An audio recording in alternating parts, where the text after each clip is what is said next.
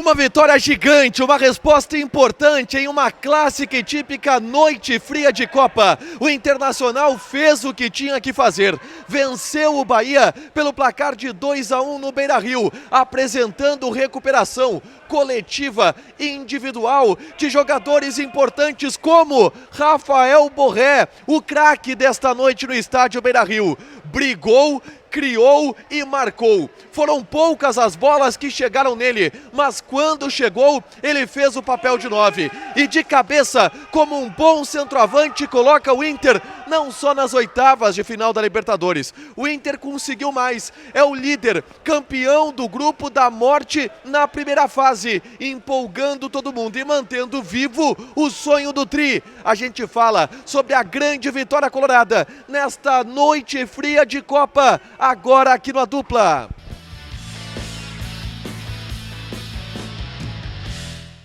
Tudo bem, gente? Obrigado pela participação aqui. Não esquece de deixar teu like, de inscrever, de ativar as notificações. Bora falar do Internacional aqui no A Dupla, que venceu 2-1 a equipe do Bahia, nesse que era o jogo mais decisivo, o jogo mais importante e que teve por parte do Internacional um planejamento específico para este jogo. E no final das contas, a gente precisa aplaudir que o planejamento ele deu certo e mantém o Inter vivo para poder agora focar, se concentrar, se remontar, treinar durante a parada do Mundial de Clubes, vivo na Libertadores. O sonho do Tri da América, ele ainda existe. E o Inter conseguiu, em um ótimo estilo, garantir a vaga nas oitavas de final da Libertadores. É claro que podia ser mais fácil. É claro que o Inter teve os seus tropeços ao longo da primeira fase. Mas, no jogo que precisou, os jogos que precisaram, na verdade, contra a Nacional do Uruguai e contra o Bahia, a resposta ela foi dada.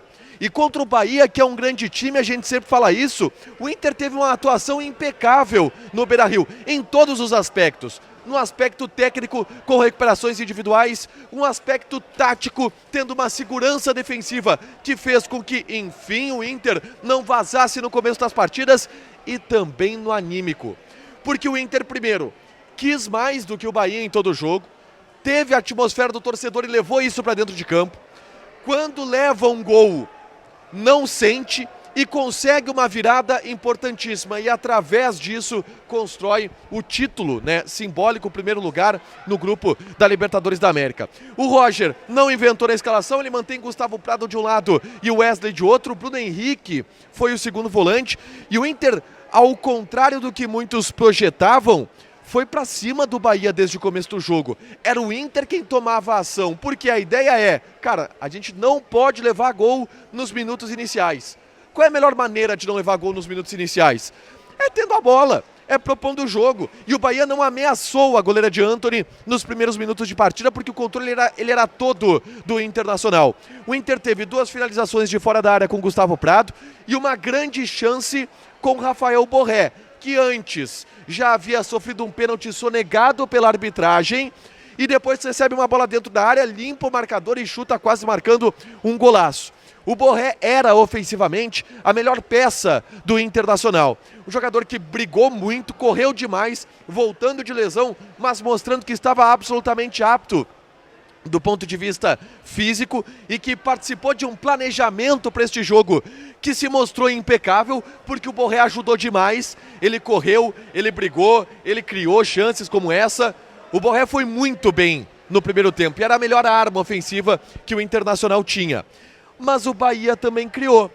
Em um contra-ataque pós-escanteio, há uma falha de cobertura, eram 2 jogadores do Bahia contra um do Internacional e o jogador do Bahia acabou desperdiçando a oportunidade, batendo para fora.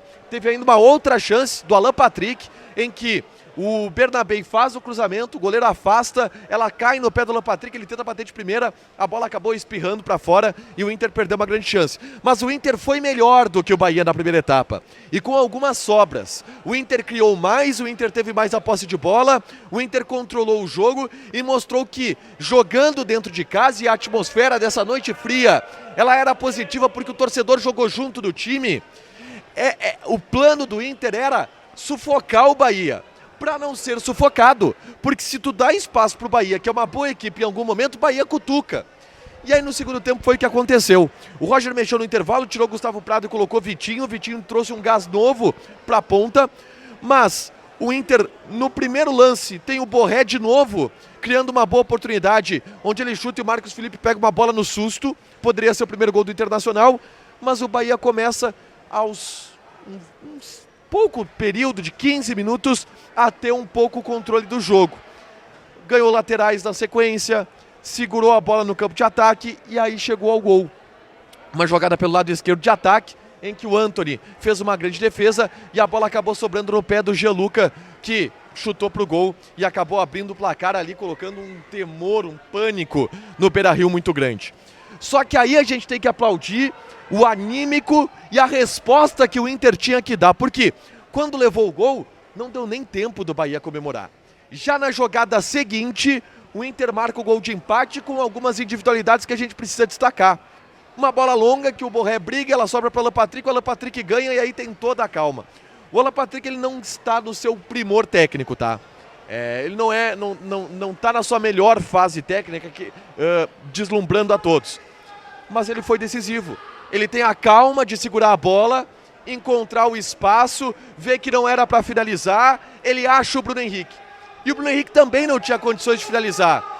E aí ele segura a bola e vê o Vitinho passando e aí o passe do Bruno Henrique é perfeito. E o Vitinho entra rasgando, finaliza, empata o jogo e aí traz o Beira-Rio de novo, uma tranquilidade de um resultado que naquele momento estava classificando o Inter.